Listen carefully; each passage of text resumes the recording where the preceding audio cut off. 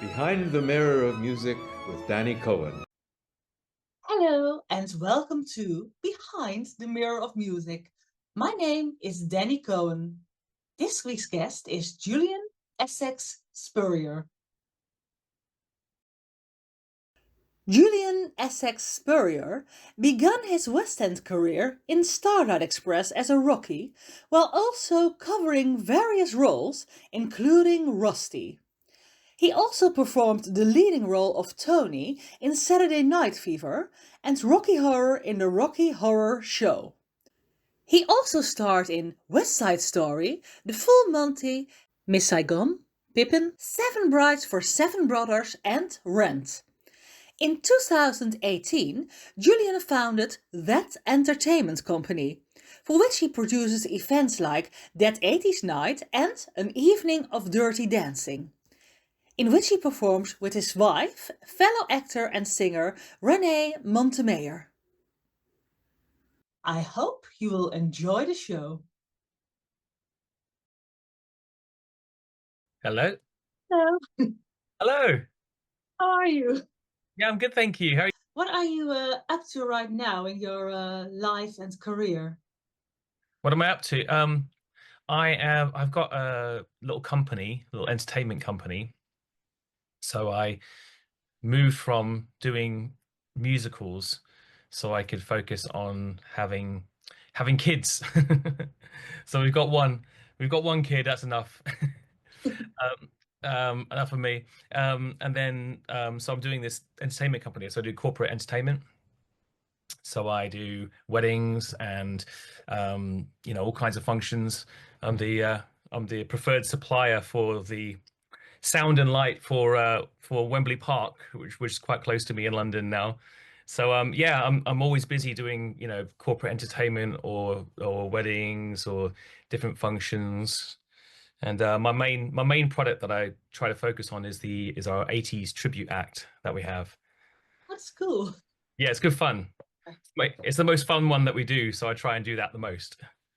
So we've got a gig this weekend that I'm just prepping for now, which is a regular event that's held at a sort of a nightclubby bar kind of venue, and it's just good fun. So yeah, just doing lots of that and doing lots of weddings, which is quite nice as well. But yeah, so I'm singing three to 4 days a week, which is nice. Yes. Yeah. How did you fall in love with music and theater and entertainment in general? Um, I don't know. I think when I was so my daughter is 8 years old now, so it's funny watching her kind of grow up. It makes you relive your life as well. So I've been kind of reminiscing a lot about how I've been thinking about that question. Why did I go into how did I end up going into show business? And a lot of show business or people in performing. I think a lot of parents in general know a lot about whatever they do, so they're in a position to support their children for doing that thing. So quite a lot of my friends, the kids are dancing and stuff, and my daughter's just not really that interested. Yeah. But I was, I used to sort of, I think where it started was I would freestyle in my living room when I was 6 years old. And really enjoy just kind of going crazy and sort of dancing, like dancing like nobody's watching, and I think that's where it started. And then I remember being just blown away, by people like Freddie Mercury, Elvis Presley. Dolly Parton was one of them. That was the first record I ever bought, was Dolly Parton 9 to 5. And then yeah, and Gene Kelly actually was the thing, the sort of dance inspiration as well. And so yeah, those people really impressed me. And then when I was brought to America, when I no brought from America to England, so I was born in America originally, and then I was brought to the UK, and then we were living on the Isle of Wight, and there was, in America there wouldn't have been this opportunity for me where we lived, but there was a dance school there, and I wanted to do tap dancing. And then the only class they had was a combined tap and ballet class. So that's how I ended up doing ballet at sort of 9 years old. I started. And then yeah, and then it started from there. I kind of went to that, and I just kept going to it. And then I started doing dance festivals, and I started doing, got into the National Youth Music Theatre, and then I was offered auditioned for Italia Conti and got a scholarship. So it just it just kept on going from there, really. What was your first professional role? When I was 11, there was it's funny, I was talking to a guy at a wedding who was a toastmaster, and he used to be on the Isle of Wight, in charge of some of the holiday camps down there. And there was another gentleman down there called Steve Chappell who was running them, and he was, a great singer, and wanted to raise the production values of the shows down there. So he did a whole kind of Les Mis, Annie, section with kids from the dancing school. So then, yeah, that was my first job. Doing that, singing Little People from Les Mis, Yeah. Little Gavroche. Although I grew, I grew, my voice broke during it. But yeah, that was a professional job, and I got my child equity card the old-fashioned way, doing that job. Did you do any more productions or work when you were a child? Yes, so then I did that, and then I auditioned for the National Youth Music Theatre, and was in a production called The Ragged Child at Sadler's Wells, with people such as Jude Law, and Johnny Lee Miller. So yeah, I guess they were probably the sort of the biggest names that came out of the NYMT. But it was one hell of a production, and it was almost quite an experience doing it, because we took it so seriously. It was, after working professionally, because I think, when you're in sort of something that's sort of semi-professional in a way, you really take it seriously. And the whole thing was almost quite, the show was quite hard work. Like, it was hard work to do, a little bit kind of hurt a bit. There was long freezes and things in it. It was full on. So yeah, there was a cast album for that and everything. We were on Blue Peter. It was a big deal at Sadler's Wells.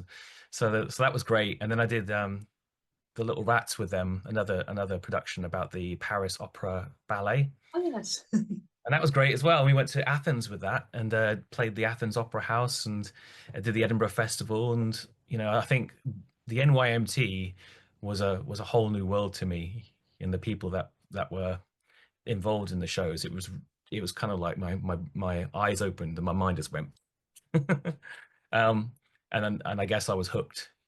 And then from then, so I did that from 12 to 14, and then I got a place at Italia Conti, and then I was there from 14 until 17, and then I left to do Starlight Express for 4 years after that. And what is that production like to work in Starlight Express? Because you always hear well, some horror stories, but also exciting stories about all the work on it and the dancing. Yeah, you think, yeah, it's a show on roller skates, so of course it's going to be dangerous. Yeah, Yes, but then I think because it's dangerous, you take the precautions, and I think sometimes that can be a safer environment than the dangers that you don't know are there. it's true. Yeah. Yes. So with Starlight, for me it was a perfect show for me to do, because being born in America, I was saying that there's no dancing around there, but there was roller skating. So we had a roller rink in there called well, it was Starlight Roller Rink actually back in the day. I recently looked this up, and it was Ziggy's. It was called Ziggy's, before when I went there. My whole family used to go there 3 days a week. So then it's been, sort of ingrained in my body from a young age, that muscle memory. So then when I auditioned for Starlight when I was at Italia Conti, I then got into the skate school, because they used to run a skate school at that time, which was fantastic. So, they used to train people up. So I was in that skate school for a year before I was even offered the show. Yeah. So then I was, your muscle development and your sort of spatial awareness is at the right level then to then go into the show. And I never had any, major injuries. I used to put my back out once a year, but I think that still happens anyway. But there was some, big crashes and things. It was, to be honest, it was amazing fun. I've never laughed so hard in my life as I have, with some of the crashes we had. It was hysterical. As long as people didn't get hurt, and we were padded up, and we had knee pads on, and you know, you'd have a big guy to come out and drag you off the stage if you like you fell over. But yeah, I had more injuries than in other shows. I had the whole of the massive gate that comes down during the fall of Saigon in Miss Saigon. I, I had that come down on my head. Oh my goodness. Yeah, so that was probably worse than anything I got in Starlight.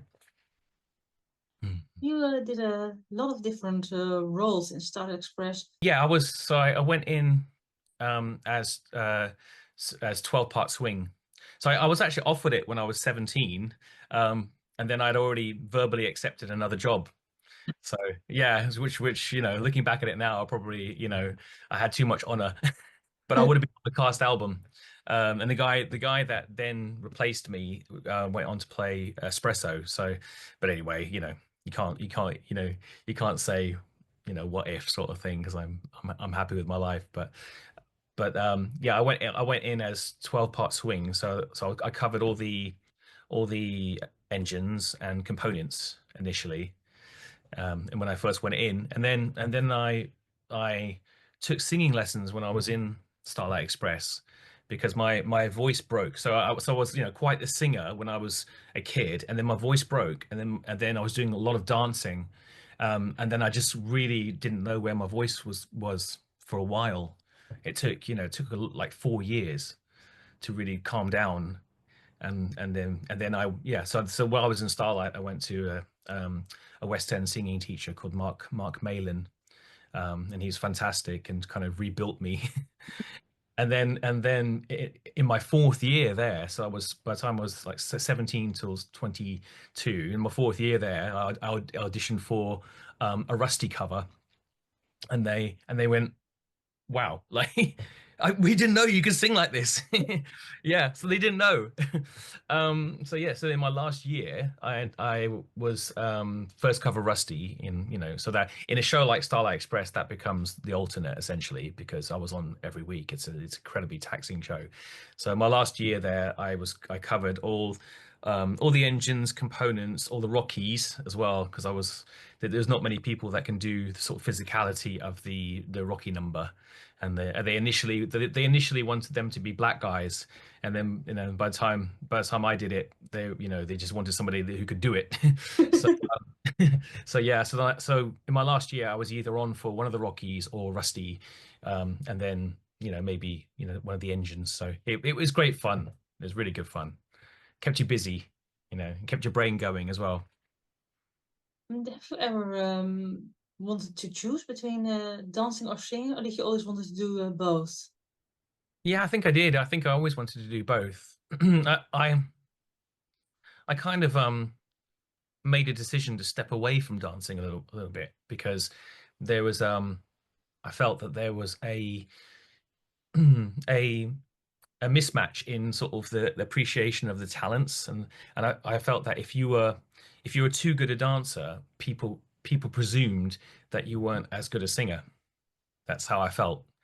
Yeah, at the time. So you always see like the sort of the people getting the better roles with like the singer dancers, because that's the sort of, and it's like if somebody can sing, my perception is that people tend to go, oh, that's a wonderful natural talent that they have. Where if somebody does some dancing, some amazing dancing, it's like, oh, they really worked hard. It's a bit of a funny, maybe that's in my head, and maybe that's not so much anymore, but definitely then, when you saw people getting the roles, and especially, I had to leave Starlight Express as well, because if you're a good swing, it's hard to find those people that can learn all the roles and switch. So they would have kept me there as a swing forever if they could. Yeah, so after 4 years, and I had a really great last year there, I was like, well, this is not going to get any better now, so I need to go off and do something else.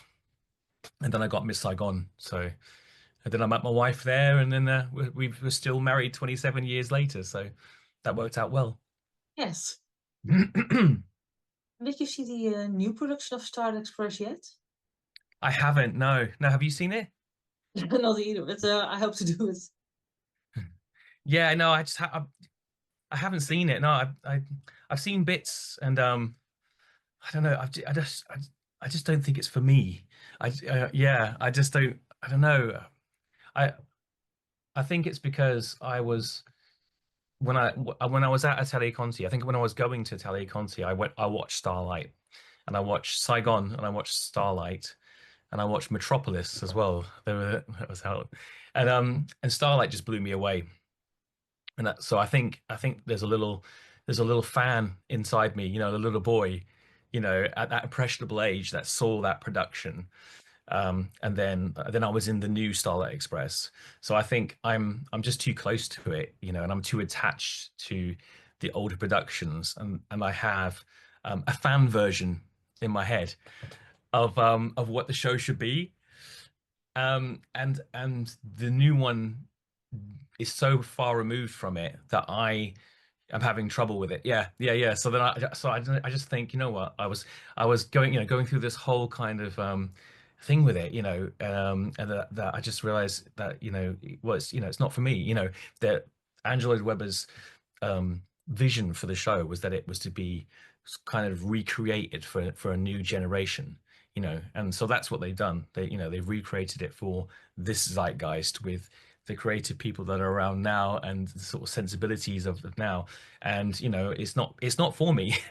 So and they've got great reviews and people are loving it. So yeah, I just have to accept that it's not the fan version I've got in my head. So yeah, and I don't actually go and see that many things. I'm so busy.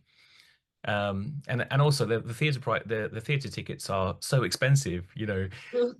When I was younger, when I was at college, I used to go watch Starlight for a £10 standing ticket at the back, and that was great. And you can go watch Les Mis, for a similar price at the top, and you can just go see all these things. So for me to bring my whole family, it's like Yes. quite an investment. So I don't see half as many things as I used to. I should see Starlight really. It's just I can see Wembley literally over there out my window. I'm kind of worried about the same thing with it because I grew up playing the cast album so many times, and now I heard that all the songs have changed, and I think only two of the songs I knew are in there still, so it's really Yeah, confusing. yeah. They've really changed it up. Yeah, I don't know. It's I guess And people kind of still have the same title, but it's actually not the musical anymore. no, it's not. It's a different show. Yeah. I mean, no, I I kind of don't like want to be negative. I went through a phase of when first seeing all the stuff, and I was just finding myself being really negative about it. And I feel like I've worked through it now. But yeah, I feel like that they could almost call it something. So almost Star Trek: The Next Generation or something. Starlight Express. I don't know, something else in a way, because it is so removed from the show that they're kind of selling it on, in a way. The reputation of the original show, it's very, very different. But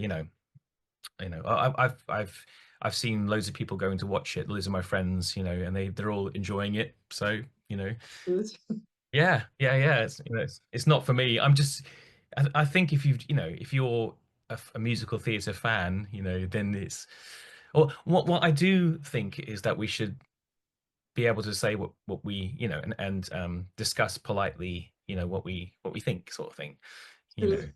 yeah, um because that's also the fun of it, isn't it? Absolutely. I mean, you have to discuss the history and what you think of it now. Yeah. But yeah, there's I mean, did you ever see the tour version as well that was going around the UK? Yes, and I saw the one in Bochum in Germany. That's been there for decades now. Oh right, yeah, the Bochum one. Yeah, I haven't seen that. I should go out there and see that sometimes. Loads of my friends went out there, and if I wasn't married, I think I would have probably have gone out there and done that. It looks fantastic, the set and everything. That has changed too. I mean, that changed every other year apparently, because they were using that one to create what they have now. Yes, yeah, I saw that. Yeah, I saw that. I mean, yeah, I, I have reservation. Oh God, you're getting me started now. Oh no, sorry. It's I saw some videos of the mega mix, and I just feel like some of the original well, when I was in the show, Ray Shell, who was the original Rusty, came back in, and I had a rehearsal. I think I was rehearsing either Rusty or Rocky with him at the time, and he was doing all these kind of like mechanical movements, and it was kind of overly mechanical compared to what we were doing at the time. But looking back, I feel that is what is kind of missing from the show now, especially in that when we were still in it, there was still a lot of really mechanistic movements, which really, showed that we were machines and not people. Yes. Yeah, anthropomorphized, train people. And I feel like that's really been lost now. That's one of my main, as a fan of the show, that's one of my main sort of concerns with it. And looking back at Arlene's choreography, I think she did a really good job on that show. Yeah. She did on Saturday Night Fever as well. Her and Karen Bruce did a fantastic job choreographing that show. I had a great time doing Saturday Night Fever as well. Yes, what are some of your favorite roles to do over the years, roles and shows? Well, so Starlight Express was a dream to do.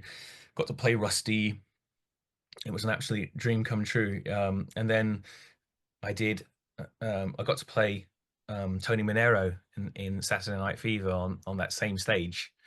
And that was, just amazing, absolutely exhausting and satisfying to do. Yeah, it's one of those. It's like Starlight when you're on form. I remember we were only there for 11 months, and then the show came off. But it took 11 months to get the fitness, properly in the body. And I remember for the last, it was the same with Starlight when you had the cast changes. It would take 6 months for the show to bed in, you know. But then also you can make it look too easy. It's nice to see people kind of working for it as Yes. well. So you appreciate how hard it is. But I remember in my last month just feeling dancing and just being like, this is just happening, and I'm able to put the performance on top. I've got the fitness to cope with the dancing and then be able to perform. Because those shows, if you're on form, it's amazing. If you're under, oh, my second show as Tony Manero was just horrible because it was the next day and I was just so tired. It was exhausting, and they call it second showitis, and it's a thing. So no matter how hard I tried, I just felt like every line that I was going to say, I was going to forget, and I had this the entire performance. You know, yeah, it was hard. It was hard, but and we used to do back-to-back shows on Fridays and Saturdays, so I wasn't used to that. So the first one that we did, I remember being so tired that we were supposed to be freezing on stage, and I was just walking because I was just exhausted. Yeah, but yeah. So Tony Manero was an amazing. Just Saturday Night Fever was an amazing gig, and then I loved West Side Story. I just really loved doing that, and it was incredible to do the original Jerome Robbins. It was the original production. So that was just insane as well. And yeah, I don't know. I guess those are I mean, what else have I loved doing? I don't know. I like different shows for different reasons. Rocky Horror Show was just playing Rocky in a Rocky Horror Show was just a bit of a holiday for me compared to, oh, I did that straight after Saturday Night Fever, and the show was just so easy for me compared to that, and I just got to go to the gym during the day, and it was just good fun. But I had a good time, just hopping from those shows, for like 25 years. It was I kind of see it as an extension of my youth, and a great a great thing that I got to do that, really. In Saigon, you were also part of the anniversary performance, I read. Yes. Yeah. Yeah. I was lucky to be invited to come along and do that. Yeah, so we did they did the performance, and then we did what do you call it? American Dream again, a reprise of American Dream with the original engineer, whose name slips my brain right now. Oh, it's gonna bug me. People are gonna watch this. They're gonna be like, can you forget that? I'm gonna have to look it up. Original engineer, Miss Saigon, Jonathan Price. Of course. How can I forget? How can I forget? Yeah, but I saw him do it actually as well on another sort of gala thing, and he just, I was kind of like, should have been an Asian guy and all that. There was that whole controversy, but he was fantastic. He was fantastic. But yeah, it was great to be involved in that as well. It was lovely. Yeah, had a really fun, a really fun career doing all those shows. I got to do quite a few kind of cool, what I consider sort of cool shows, like Rent. Yes. Yeah, that was a good fun show to do. We had to do that in a week because I was in the full Monty in the West End, and it was. Do you know about that one, the stage show? Yes. Yeah. So obviously it's an English film, and then an American production based on the film, and it had its massive success on Broadway, and then they brought it into the West End, and then we won like Evening Standard Best Show and all that, but they just couldn't sell it. So that lasted, I think, another 11 months, and we had our dreaded 2-week notice. And then you're just panicking because that's your world snatched from under you again. And then I managed to get a gig in Rent, so they literally had like 7 days rehearsals to put this in, and I hadn't done the show before, so I had to learn everything in 7 days and then be back on that same stage again that I'd finished the full Monty in a different show, having learned all that material. I was also first cover Mark. And on the first couple of days, I mean, I had to learn. I was my role was Gordon, Mr. Gray. So it was an ensemble role with a few featured moments, and then I had to learn all the Mark material at the same time. So I'd started that, but obviously I hadn't even had a rehearsal yet or anything for that. And the guy playing Mark was sick on stage, into like the bin. Into the prop bin with the sound reverberating around the theater, and then the stage management were literally trying to take my clothes off to put me on for a role that I hadn't been rehearsed in. It was like one of my anxiety dreams. Have you ever had? Do you perform, Dannii? I used to. Yeah. Yeah. Well, there's these I've had a few anxiety dreams when I've been in shows. So one of them is that I'm back in Starlight Express, and I've forgotten my roller skates, but I have to go out and blend in like I've got my roller skates on, shuffling around in my socks. So that's one. And then I've had a Cats one as well, where I've been thrown on stage in Cats, and I've had no rehearsals, and I'm just like meow, just like trying to blend in. Yeah, and then so this one was literally one of my anxiety dreams coming true. Yeah, I was literally going no, no. And luckily there was a guy there that was covering Roger this time, who covered Mark previously, so then he had to go on. Yeah, and as it was, I still had to go on after only having 2 rehearsals. So that was, one of my when I'm doing something challenging now, I go, okay, this is hard. but I had to go on for Mark and do 2 rehearsals. If I could do that, I can do this. So yeah, it's crazy. To be such a confusing week altogether, all these things at once. Yeah, it was a crazy time. I actually took some time off of doing shows after that. Yeah. Yeah, I went off and did some, I was event managing promo gigs after that. I just needed something a bit kind of low pressure and something different.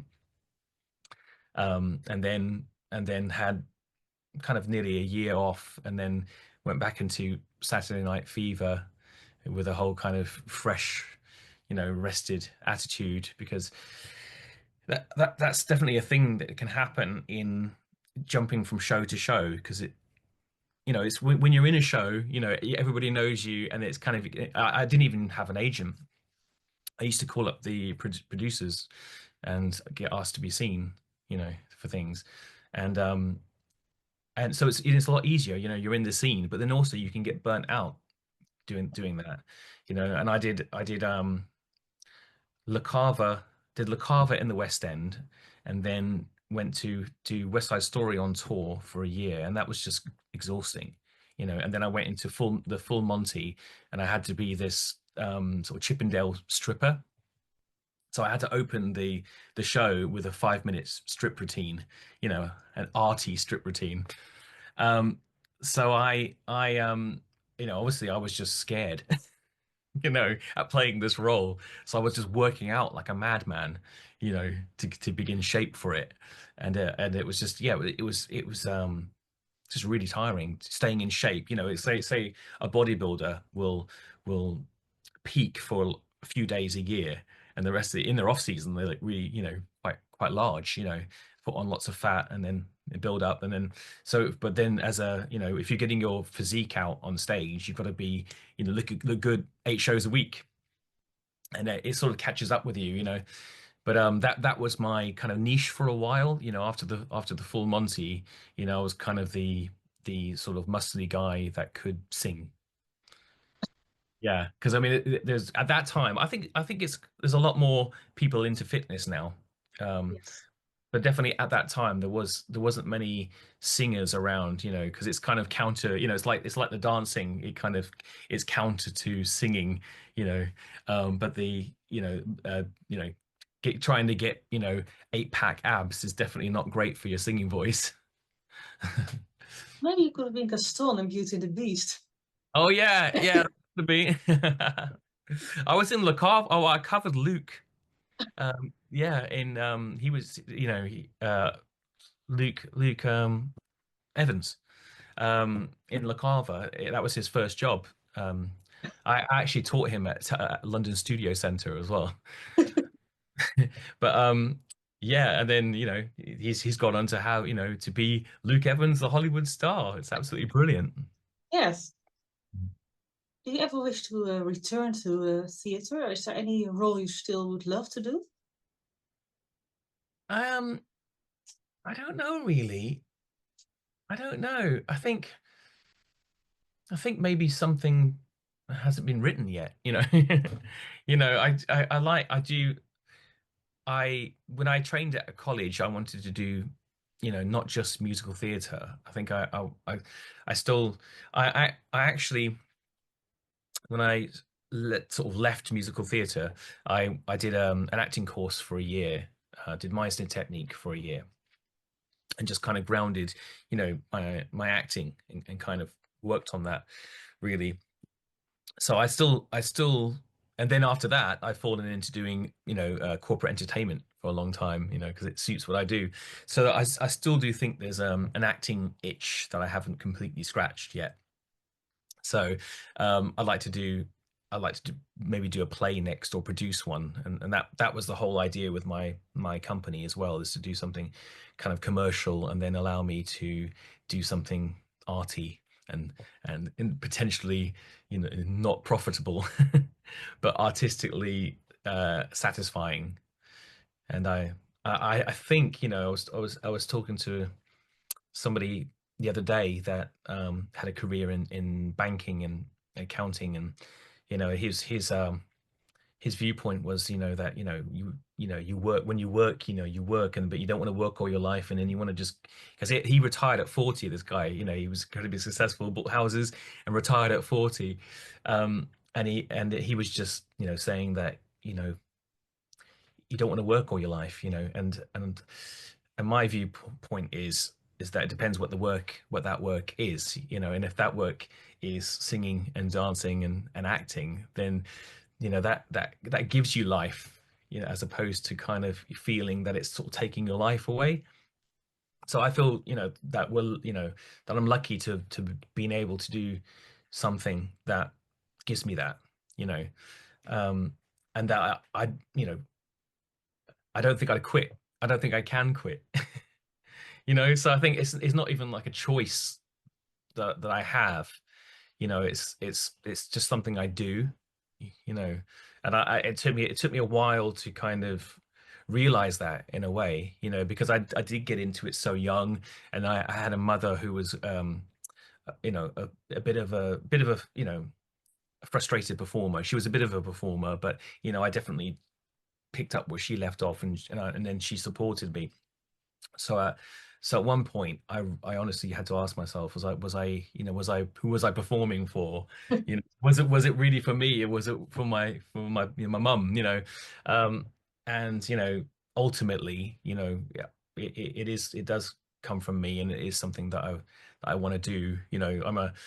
I think as a performer, you are a bit of a pleaser anyway. You want to be you like to perform, but then also you want to perform for somebody, and you want them to be happy with it, sort of thing.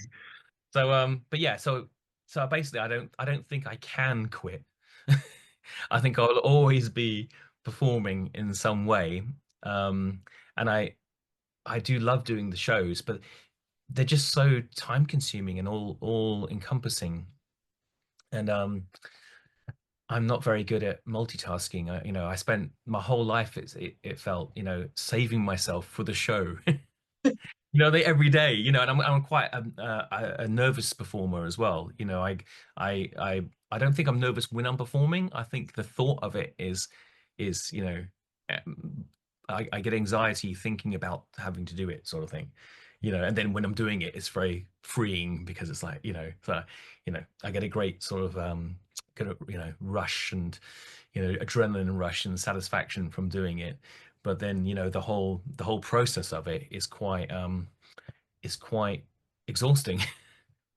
Yeah. So I don't I 8 shows a week, the 8 shows a week thing now, it just doesn't suit my lifestyle. I'm a working dad, and I've got a business and everything, so it's just it's just that, really. Otherwise, if we had sort of opera schedule, where we did like 4 shows a week, that'd be incredible. Hmm. I think musical theater people are probably the hardest working of artists, and a lot of people don't know. It's underrated. Yeah, it's underrated. Yeah, it's hard. It's absolutely hard. It's a it's a young person's game. It's grueling. Yeah. Um, yeah, I think, well, I mean, it's a lot of people, when you tell them, that, you just do a show in the evening, they'd be like, "Oh, that's amazing." And you just go into work for a couple of hours, and you're like, "No, no, no." And then when you tell them that, you're in rehearsing, and all this sort of stuff, then they can't believe it then as well. But yeah, I mean, my would say with my daughter, if I was doing a show, I wouldn't be there for the whole of the, so I wouldn't see her. Also just getting up to take her to school would be just exhausting, you know. And then so you'd have to have one of us just doing that, and then I wouldn't see her all day, and I wouldn't see her in the evenings, and I'd only see her on a Sunday. And Sundays, when you do 8 shows a week, it's just like, you're just dead. So yeah, it's just hard, so respect to the people that have kids and still do 8 shows a week. Get with rehearsing, a lot of people don't know even how that works, because I have people in theater I've in touch with, but when they're in rehearsal, they totally disappear because Oh they're yeah. so involved. Yeah, yeah. Yeah. Yeah, yeah. I I used to do, for a couple of shows, I did back to back as well. So when I was in Starlight, I was rehearsing Saigon, during the day. And then again, I did Footloose. I was doing Rocky Horror and Footloose, and I can't even tell you. It's just life is just it's grueling. Yeah, I was just trying to put my legs up and taking naps wherever I could, and just just using all these strategies to get through it, because it was just so hard. Yeah, and when I met my wife, I didn't, I was in rehearsals, and I remember just not wanting anybody to even look at me. And so well, we went, I wasn't even didn't even really like see her during rehearsals because I was just so tired. But we were actually put together, though. Funny enough, this is a bit of a smushy story, but we were actually she was put there's at the beginning of the show, there's the Dreamland scene where all the GIs are in the bar and everything, and she was actually put with me. And then I remember there being some sort of electricity or something. Yeah, yeah, and then then the director changed his mind and put it with somebody else, and I remember being disappointed. Yeah, and apparently she felt it as well. Yeah, yeah. So that's how my 27-year marriage began. Wonderful. And now we perform together as well, lots as well. So last week we did a Grease and party set at a Spanish restaurant on Friday, and had a good time. Brought our daughter along, and then we did a surprise singers gig for the Freemasons on Saturday. where we basically pretend to be a waiter. So it's the whole thing. You pretend to be a waiter, and then at some point you fall over with a tray of spoons, and everybody's like, "Oh, what's happened?" And then I bounce up and start singing "Don't Stop Me Now" by Queen. Yeah, it's good fun. I love all that stuff. I love immersive theater. New experiences. Yeah. That's so big. Even Emma Rose Webber is going to do it now. Sorry. Even Emma Rose Webber is going to do immersive theater right now, Oh, apparently. yeah. It's going to do immersive Phantom in America. Yeah, absolutely. I mean, it's such a buzzword now. And Yeah. going back to Starlight Express, that was doing that. Before it was even the thing. You know what I mean? It was actually so ahead of its time, that whole thing. I actually thought when it was at the Apollo Victoria that they I would have liked them to have gone a bit further and made the whole of the made the whole of the foyer kind of like a train station and everything to make it immersive. But I think the problem is that all the people going to Victoria Station would have ended up in Starlight Express. So I don't know if that's a good or a bad thing, Yeah. But yeah, I love it. Even I watched a thing about we live quite near the biggest shopping mall in Europe, Westfield, and Yes. there was like a vlogger going around it, and she was just pointing out how it's just not all fashion shops anymore. It's like a shop followed by a food store followed by something else, and it's more about experiences than shopping sort of thing. Yeah, and that people are just going out and they're wanting experiences, and I think that's sort of true with theater as well. You want something kind of unique and experiential and immersive, and yeah, I'd like to get into doing some more of that sort of stuff. Um, what is it? The company that did the whole thing. I forgot the name of it. I mean, they've had financial trouble actually as well. Secret Cinema. Yes. Have you heard of that? So they have like Blade Runner, Yeah. and you go and watch the film, and then there's like a whole kind of interactive thing that happens around it and everything, and that was really really fun. I went to the Stranger Things one of that, and it was really good fun, really well done. But yeah, I think that's sort of thing I'd like to get into a bit more, is doing sort of experiential things. I did Seven Brides for Seven Brothers on the Round, actually. That was good fun. That was a good show that I enjoyed doing. We did yeah, Seven Brides for Seven Brothers at the Battersea Arts Centre. Um sort of back in the 90s.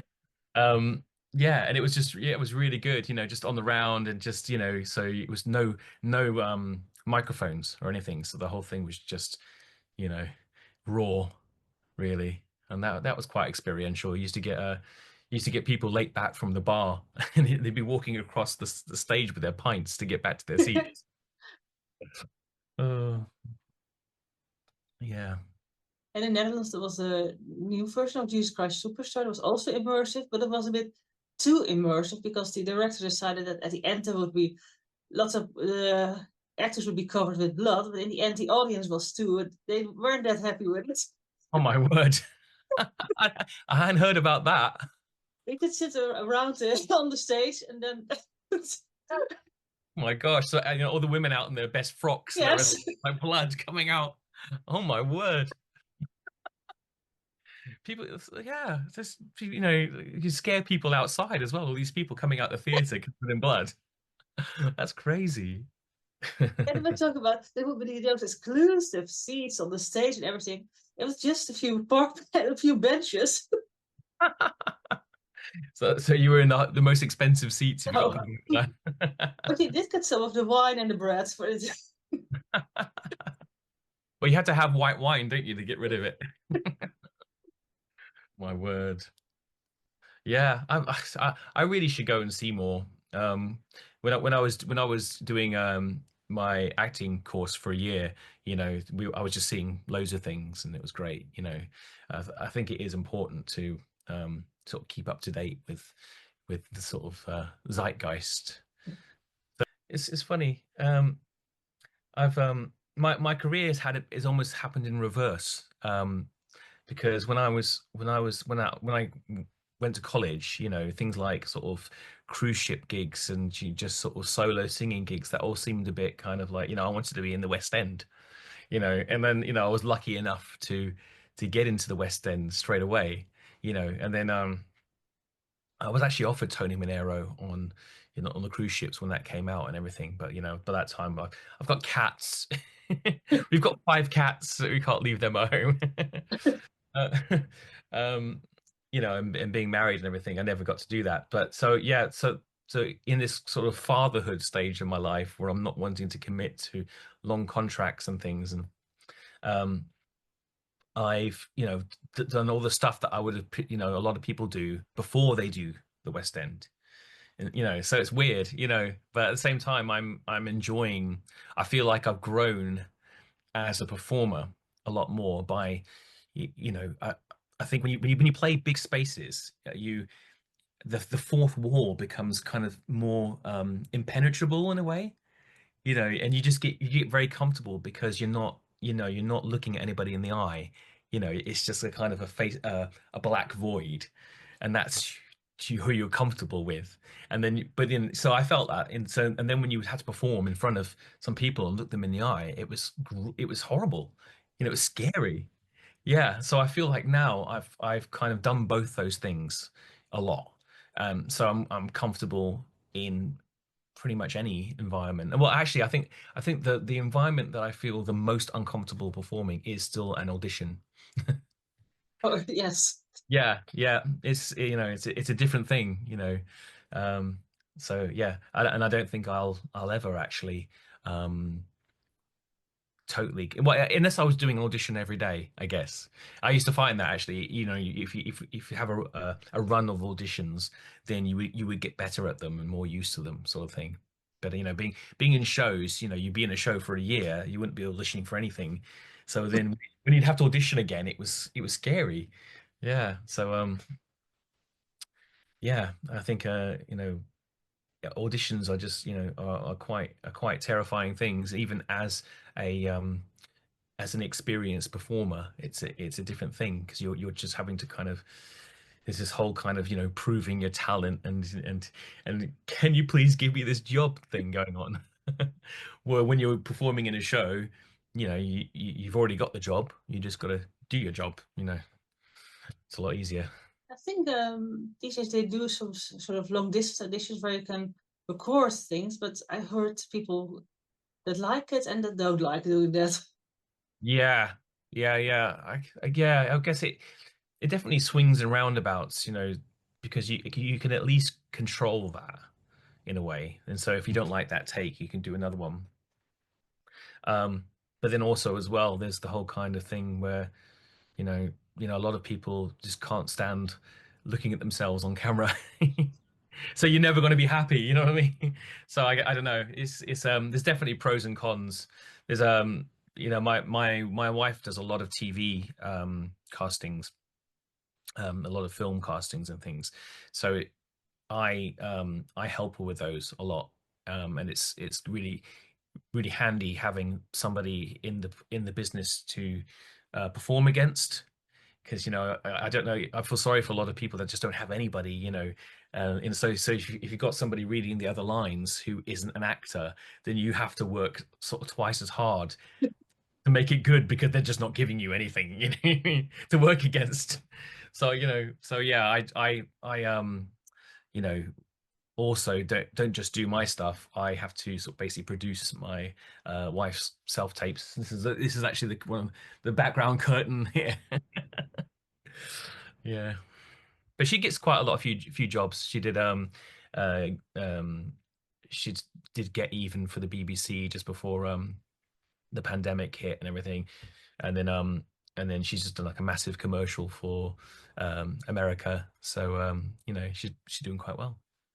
Wonderful. Do you have a favorite stage memory? Oh God, that's a good question. Favorite stage? Oh, I don't know. I mean, I have a lot. I guess it's all the funny times. Um, um, I've had those days, that I don't know, just those days where everything sort of come together. Um, oh, I don't know. I don't know. There's been so many. We used to have. I mean, we used to have a great time in Miss Saigon on sort of Saturday nights. There was such a great vibe. I don't know. I kind of feel like I think the West End's become kind of a bit more professional, but then also a bit more uptight. And there was definitely, I mean, in Starlight Express as well. There's in the early '90s, there was definitely more of a party vibe going on.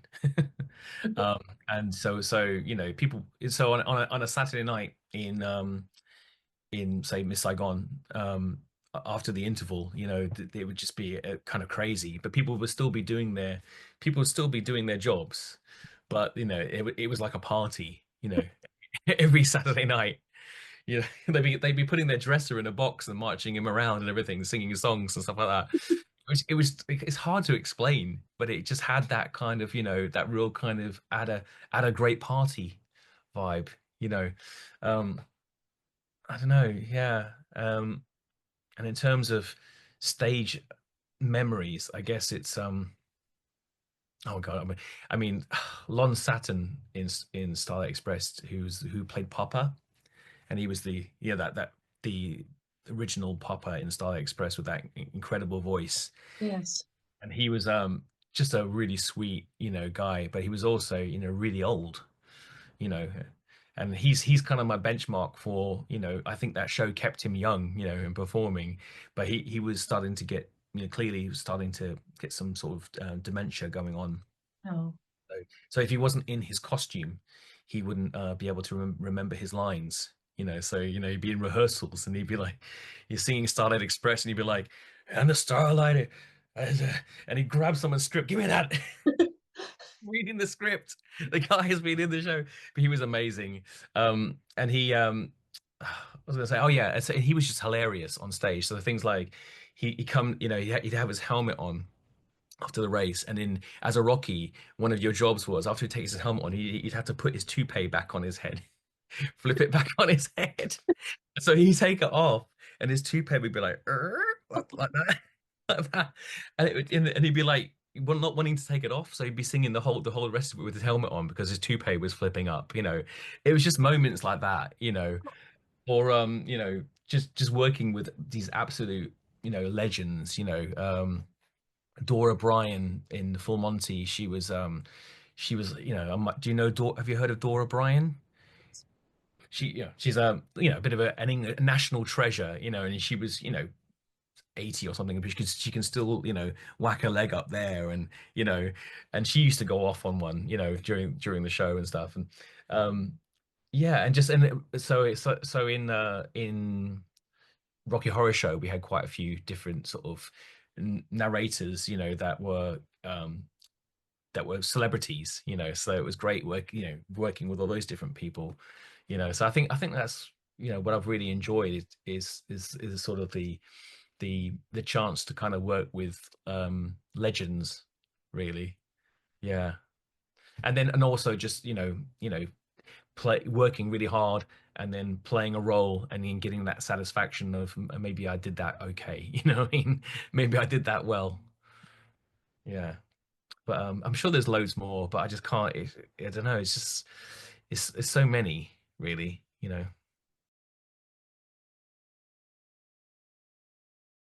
I just feel that especially a lot of theater fans have struggles with mental health, and some of the actors are met too. So I wanted to share something to people who might need a supportive message, and see that people are accepted. I think performing, it does it takes it out of you. I am quite a sensitive performer as well. And I see a lot of the people that that do really well are just very almost built differently. There's some people that can just take. I mean, I guess we all feel it, um, but some people feel it more than others. And I was thinking that when you're in a show, say for instance, that show becomes like your village and your family, and then you build your kind of, without even realizing it. And I also think that a lot of actors are method actors without realizing it as well. And that, you say when I was in West Side Story, playing Riff, that was a great role, but I took it very seriously, and it just started affecting me. It affected my walk, and affected how I felt, and things that were happening in my life, and I actually did that show again. I did a production of it in Dubai, for 3 months, a community theater production, and playing that same role again, I started feeling this, and I realized that it wasn't me that was feeling these things. It was the character making me feel these things at the time. It was crazy. And that, so say, you're in that whole sort of production of that world, and then it comes to an end. That's the same as kind of like, leaving a village, or being homeless, or something, psychologically. And I think that takes its toll, and I think you need to, we could all, do with some kind of emotional support on that. Yeah. And I think I realize it a lot more now, and the rejection as well, being a performer, if you get 1 out of 10 auditions, you're doing well. So that's a lot of rejection. Yeah, and I was kind of ruined in a way, because I used to get a lot of my auditions at a young age, and that it kind of ruined me, because if I didn't get something, I took it really badly. Yes. Yeah, so I could have benefited from some tools to allow me to deal with that rejection, a lot more, I think.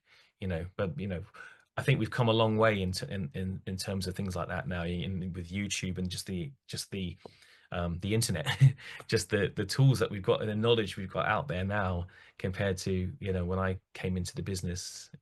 It's crazy. Yeah, there's a lot you can find out now because of I struggle through with certain things, and now I found a lot of people who have the same things that I didn't know. I thought it was just me, and then I see, oh, so it is there. Yeah, yeah. Well, there's an epidemic of ADHD now, and I think I have it. Um, yeah, and a lot of performers, and I think that's why I took to dancing, because it really just controlled it for me. Um, so yeah, it's funny how we're all finding out things about ourselves, and A lot of things weren't diagnosed because the doctors didn't realize or didn't think that it could present in different ways in other people. They were just Absolutely. looking for the same symptoms in everyone, and well, everyone's different. Yeah, that's so true. Yeah, yeah, it's so true. Yeah, I think honestly, I think the average person, on when you can go on YouTube and learn about a particular, let's say ADHD, for instance, and then you could become in a way more knowledgeable than sort of a GP on that particular subject, because they get like, say with nutrition or whatever, they get like an hour of course on nutrition. I remember being, burnt out, when I was in the full Monty. I actually went to the doctors because I was just, exhausted, and they just told me to eat carbs. I was like, come on. So yeah, I've definitely, in my experience, there's you can definitely learn a lot more on the internet now Yes. than I don't want to be down on GPs. Yeah, I mean, I think I found about musical theatre is that it is quite a youth, a very youth based industry as well, like with the casting and everything. So I was in Footloose. I just was in Rocky Horror Show, and I left that to do Footloose, and I was in my like late 30s, but looked significantly younger, and was in like the best shape of my life, and then I was suddenly playing, the priest, the old priest, like covering the old priest, and then and Uncle Wes was my character. So then, I was like, I'm still a young man, you know, and then suddenly I was the old one, so yeah, I mean, it's definitely got a whole kind of sort of, a job for the young people kind of thing going on about it. Yeah, so then I got out of that, but then I went, oh yeah, that's what I haven't told you about. I went and played Sporticus. Do you know about that one? This kids TV show called Lazy Town. Not that much. So there was an Icelandic kids TV show called Lazy Town, and the main guy in that is a superhero called Sporticus. It's this bonkers show. So then I auditioned for the stage show to be the stage show of Sporticus. So they did this big auditions in the UK, and then I got the part. I had to fly out to Iceland and get trained with Sporticus and everything. And then I was doing 12 shows a week. Goodness. Yeah. Yeah. And I was doing, backflips, acro and handstands and all kinds of stuff, doing 12 shows a week of that. And then also doing appearances in schools to promote the show. So I'll go into a school and do a 20 minute exercise class with the kids and everything, and have my photo taken and all that. So yeah, I did that for 2 years. Yeah. So that was hard. That was hard work. Yeah. But it was good fun, good fun. But yeah, did a lot of you know, a lot of gymnastics, and um I guess that's when I thought, oh, I should maybe try and take it a bit easier. But yeah, that was good fun. So yeah, I kind of did everything. Um I think it was at that point, and I did Rocky Horror Show again. And then I thought, oh, I'm starting to do the same shows again now. And then, and then you start to kind of, you know, um, have, you don't want to ruin the memory of the first time you did it in a way. You want to take that experience and then kind of think that was good, and then, go and do something different. So I think that's what I try and do now, really. I'm not interested in going and redoing things that I've done before. Yeah, because then that it's sort of the same experience, but then you're always going, oh, this is maybe not quite as good as when I did it like last time or whatever. Yeah, so that's why I try and move forward. But I think in the future I'd like to keep doing my company and maybe get other people to do some of the work as well, and then and go and do something kind of artistically more interesting, such as produce a play next. Yeah, I don't know. I think that's all. I think that's all the stuff. What else? I forget my CV. um, No, the song shows here. What we did. A Pippin? oh yes, yes. I did Pippin at the Bridewell. Yeah, that was fantastic. Actually, that was really good. Um, who was in that? We had some incredible people in that. David Burt was in that. He was fantastic. Maz Murray. Um, yeah, it was a little fringe production of Pippin. So Mitch Sebastian, who choreographed La Cava that I did as well, and he also did another production of Pippin later on. Stephen Schwartz actually came down as well during one of my rehearsals, so that was pretty cool. But yeah, that's an interesting show in that it happened just before just as the internet was kind of coming out. So a lot of my earlier work is kind of like before there's not so much trace of it because it was pre-internet. Um, so yeah, and that was a kind of a cyberpunk adaptation of Pippin. So a guy I went to college with, Sandy, he did all the music for. He was like the other boy in my year at college, and he did all the music for it. And it was all kind of this kind of real cyber, kind of electronic music. So it's a bit of a unique, twist on Pippin. And I suppose, some people might have felt that it was a bit like the new Starlight, with people that are, attached to the original sort of circus style of Pippin. Then the Pippin that we did is a bit of, could be heresy in a way. But it's a funny show that because I worked with people that have said to me that that's the best show they've ever seen, fellow performers. And I think that's who I've been trying to impress my whole career my colleagues, my peers. So that was great to be in that. But at the same time, there's some reviewers out there that absolutely hated it, and they're the ones that write things down. So I've worked with people that have gone to me, oh, that show was awful, wasn't it? And it's like, oh yeah, because you read that review. Actually, it was one of the best shows I did. It was amazing. Yeah, Pippin like absolutely amazing cast. So in my head, it was brilliant. Anyway, and I did get a lot of work from that actually, as well, from people seeing me in that. Yeah, I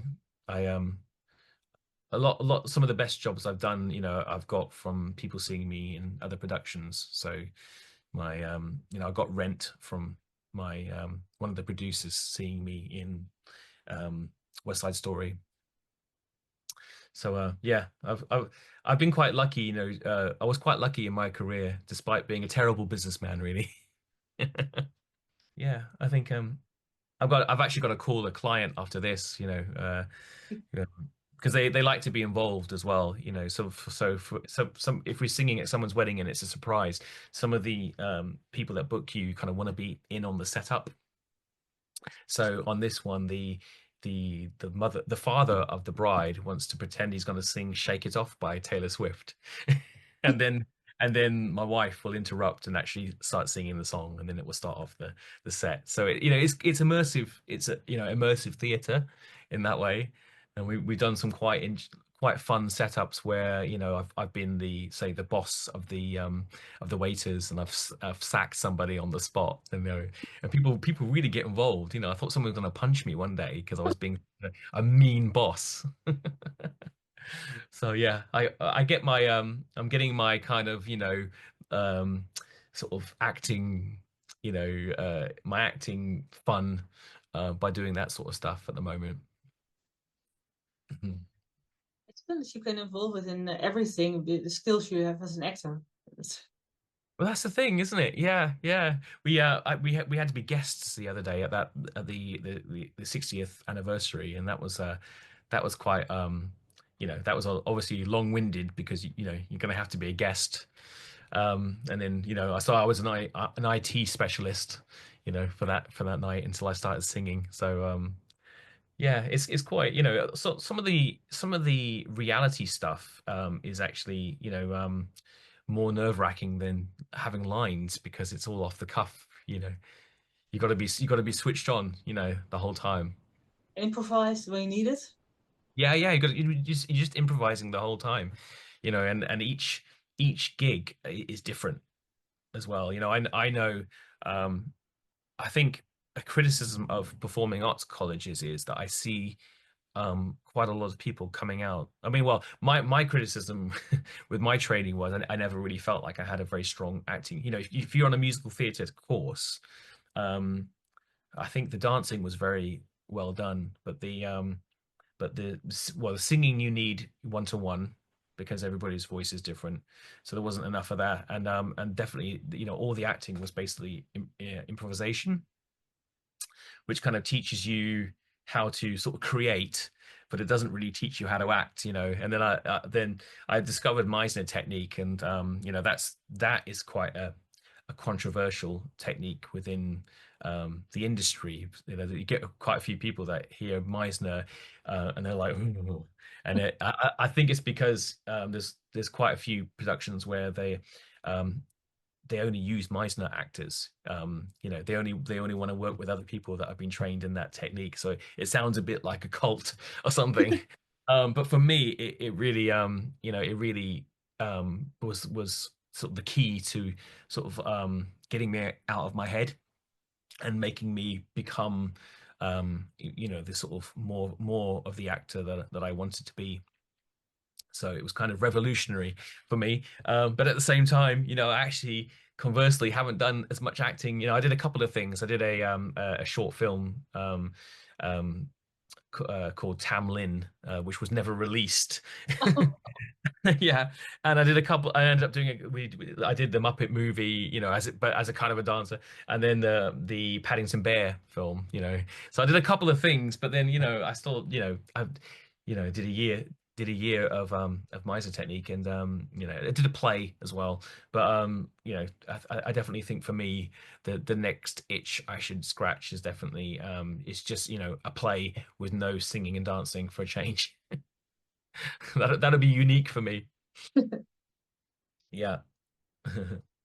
um yeah, and in terms of mental health, you're saying as well, um that's one of the things that I realized as well, it must be even worse, well, my ex-girlfriend years ago played Eponine, in Les Mis, and having to die every night, that takes its toll on you, and you're left with those chemicals, to feel those feelings truthfully. Your body's creating those neurotransmitters, and you're kind of left with that, so then you've got to kind of actively kind of reset yourself.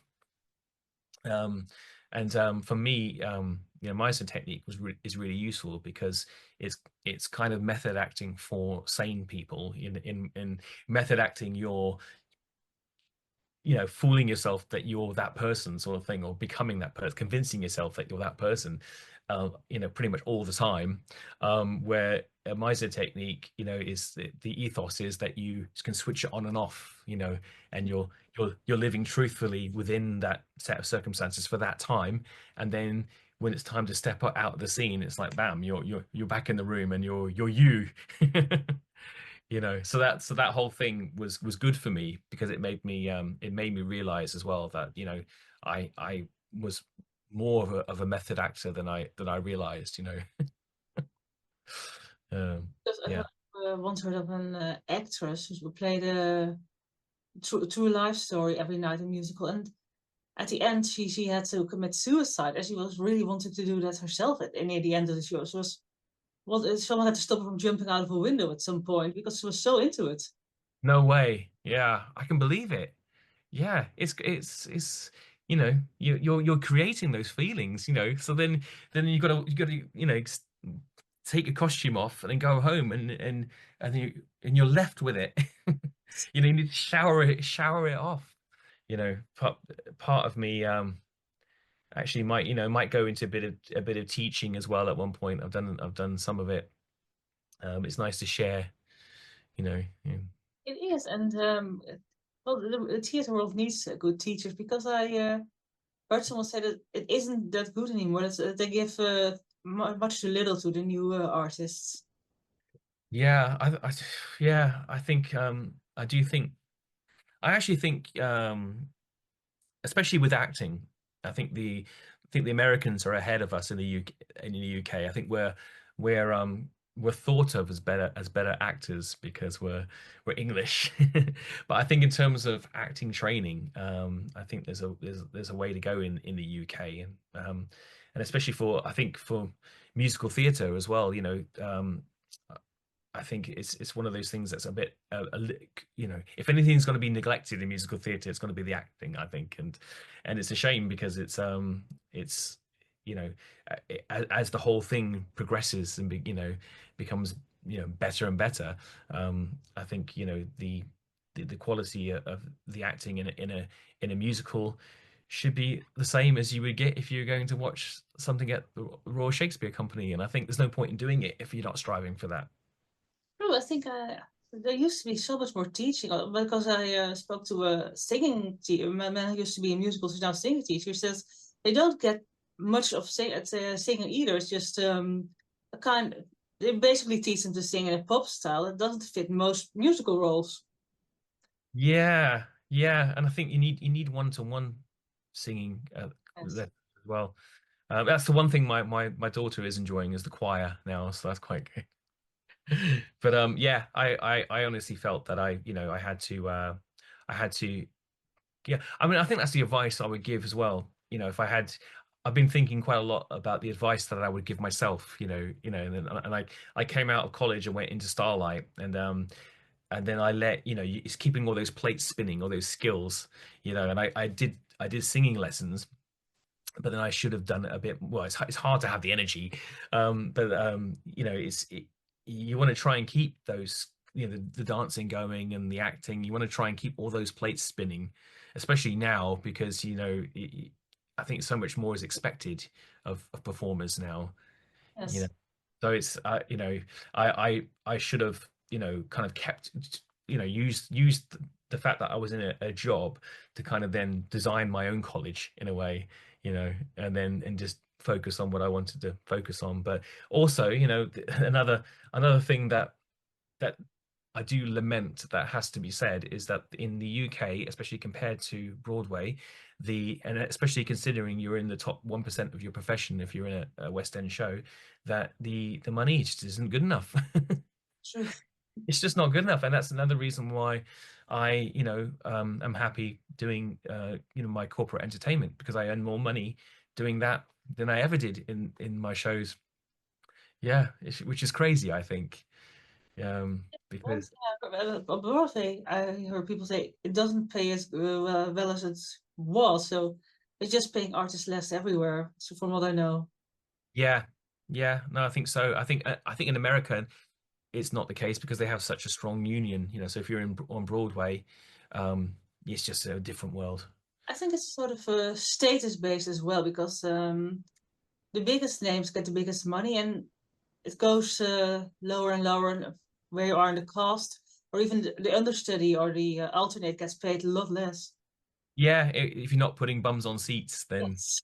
yeah, yeah. So yeah, it's a shame. It's a shame because I think it's quite hard, to with especially the amount of commitment it takes. It just doesn't reflect the money just doesn't reflect the sort of level you're at within the industry. It's laughable, really. So you've got to really love it, you know.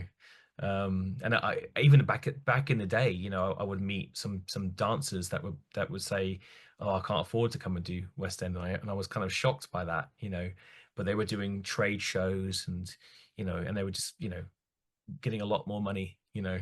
So that's what I found now. I couldn't actually afford to go into a West End show and then lose the work that I'm doing, because you know, I wouldn't be able to sort of pay all my bills.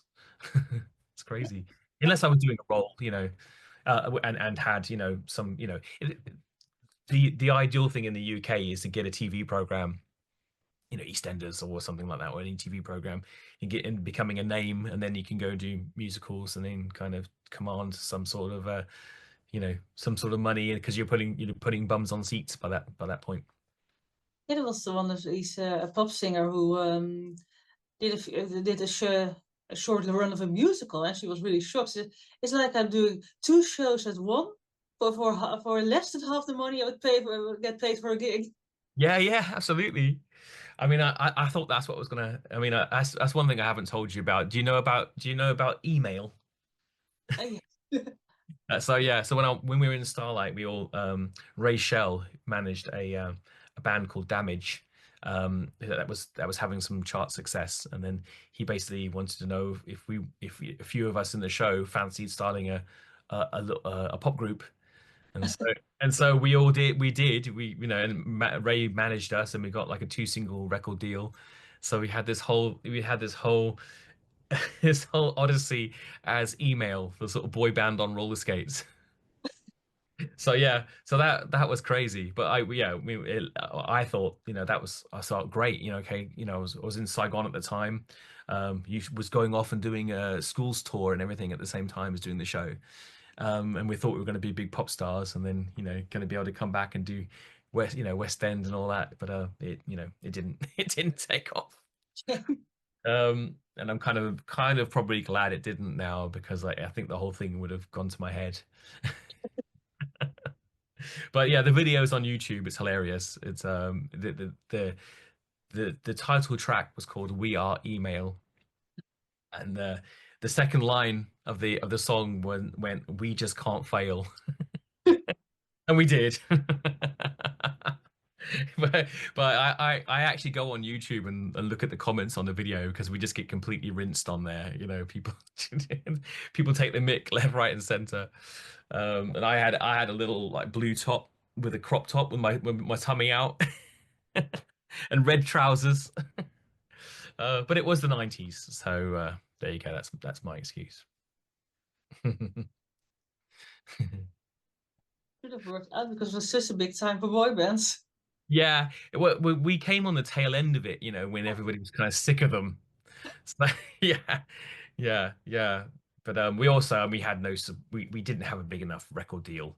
And the funny thing is that, you know, we were kind of sold as a manufactured band.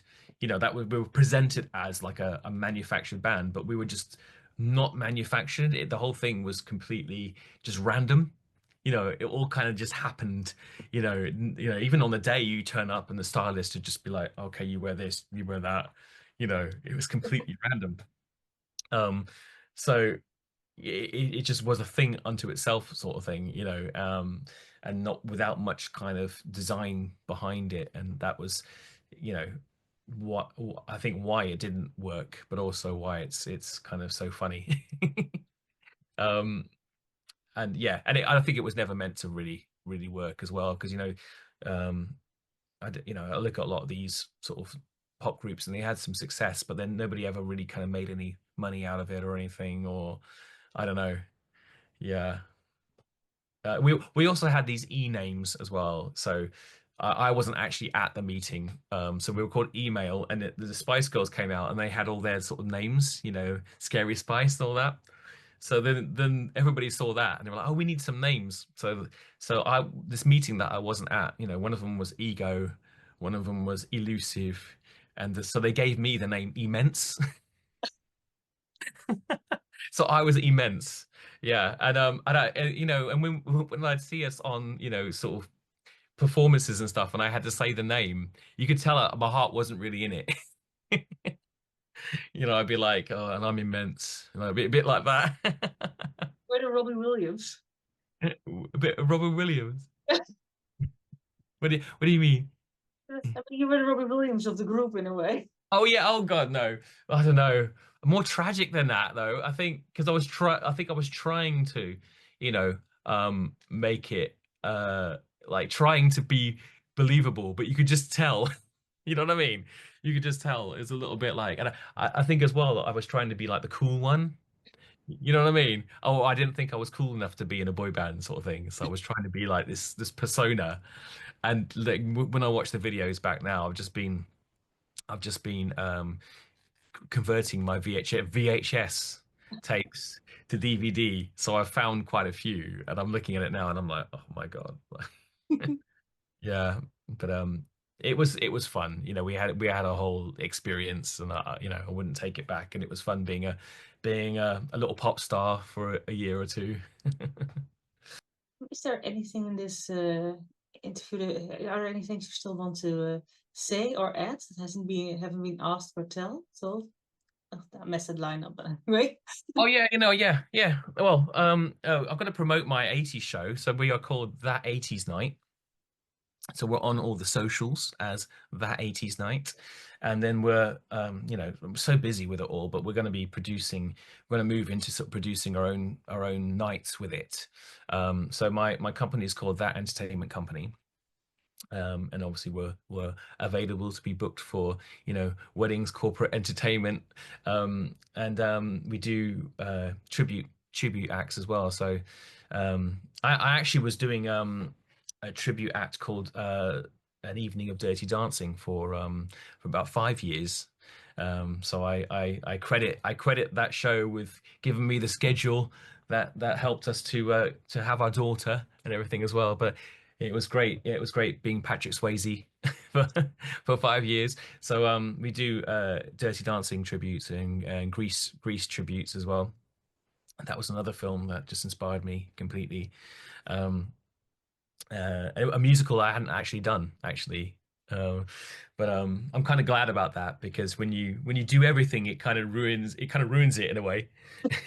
And there's a few 80 songs that we call, you know, that are sacred cows that we're not allowed to do, you know, because we don't want to sing everything, and then you've got nothing left that's kind of, you know, untouched. But yeah, so our the main act that we do is called That 80s Night, and so yeah, check us out on all the socials.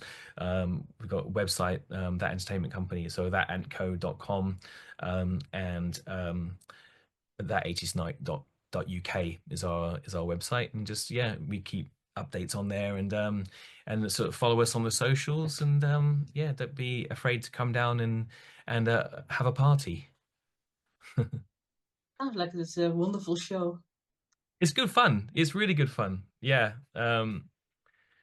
It's when you're, you know, when I was when you're living the 80s, you know, when I was in the 80s as a kid, you know, it was hard to imagine what an incredible sort of decade that was for music. But you know, now it just seems, you know, incredible, you know. So you know, I'm still learning songs, different songs from the 80s, and you know, mixing it all up, and you know, it's a very interactive night. So we have, you know, it's not just a bunch of songs. We play this pop quiz where we play a piece of music from an 80s TV show or movie, and then we just act it out ridiculously, and they have to guess what it is.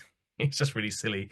And then we have an air guitar competition in it, and yeah, and just kind of get people involved, really, you know. So it's more about, you know, it's immersive in the way that it's more about facilitating them having a party than just standing on stage and being like, look how good I am, sort of thing.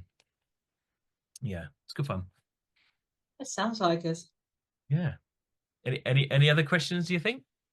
I think we got it. This was a really amazing and wonderful interview.